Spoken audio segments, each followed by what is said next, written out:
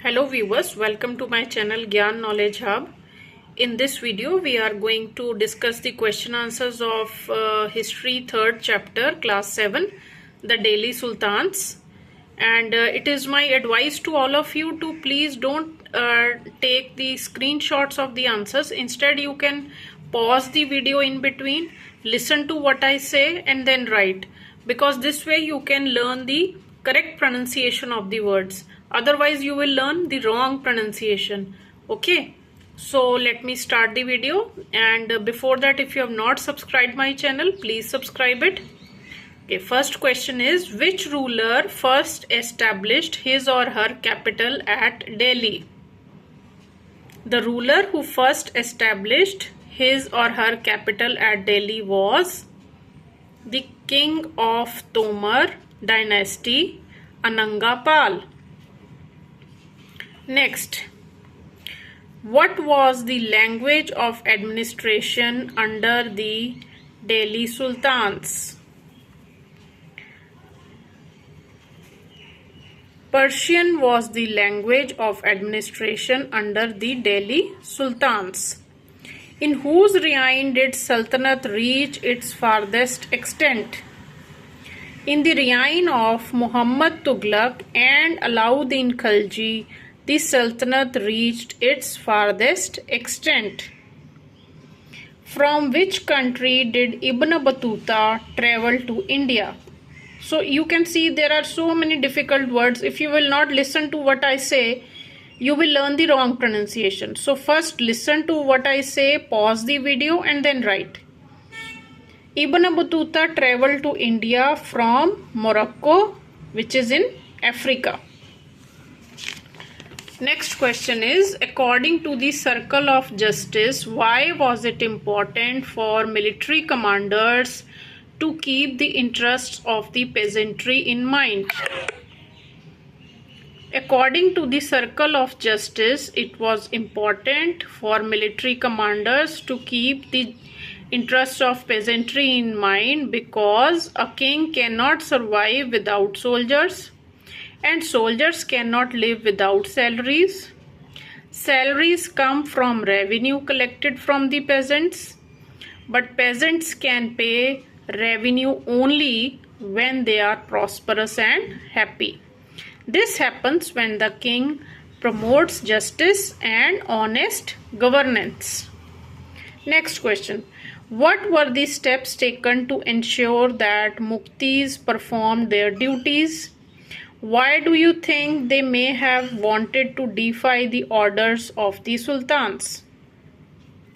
The steps taken to ensure that muftis performed their duties were: their office was not inheritable, they were assigned iqtas for a short period of time and then they were shifted, accountants were appointed to check the amount of revenue collected by muftis, and the last point is, care was taken that muftis collected all the taxes prescribed by the state and that they kept the required number of soldiers. I think they may have wanted to defy the orders of the sultan because the service conditions were very hard and were rigorously imposed during the reigns of Alauddin Khilji and Muhammad Tughlaq. So this was the second part of the question. Next, do you think the authors of Tawarik would provide information about the lives of ordinary men and women? No, the authors of Tawarik would not provide information about the lives of ordinary men and women because, number one, the authors of Tawarik lived in cities mainly. They were not in touch with village people. They often wrote their histories for sultans in hope of rich rewards. These authors advised the rulers that there was a need to preserve an ideal social order based on birthright and gender distinction. Their ideas were not shared by everybody. Next one is, what is meant by internal and external frontiers of Sultanate? The internal frontier means the hinterland of the garrison town. These places lied in the close neighborhood of the capital city of Delhi. The external frontier means the area beyond the hinterland of the garrison towns. Do you think the authors of Tawarik would provide information about the lives of ordinary men and women? Razia Sultan ruled from 1236 to 1240, after which she was dethroned as the nobles were not comfortable at having a queen as a ruler. She was a very good administrator. The rules made by her were full of law and order. In today's time, women leaders are more readily accepted than the ancient and medieval times. There is gender equality in the society.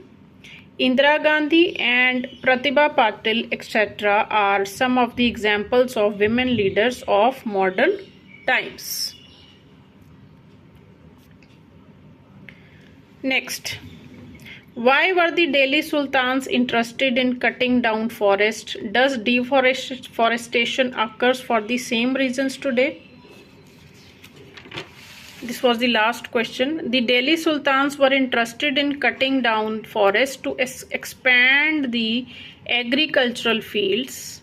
No deforestation does not occur for the same reasons today. Today it occurs for additional land for habitation, road expansion, road construction industries, and urbanization. So that is all for this video. If you like my video, please press the button of like and share it with your friends.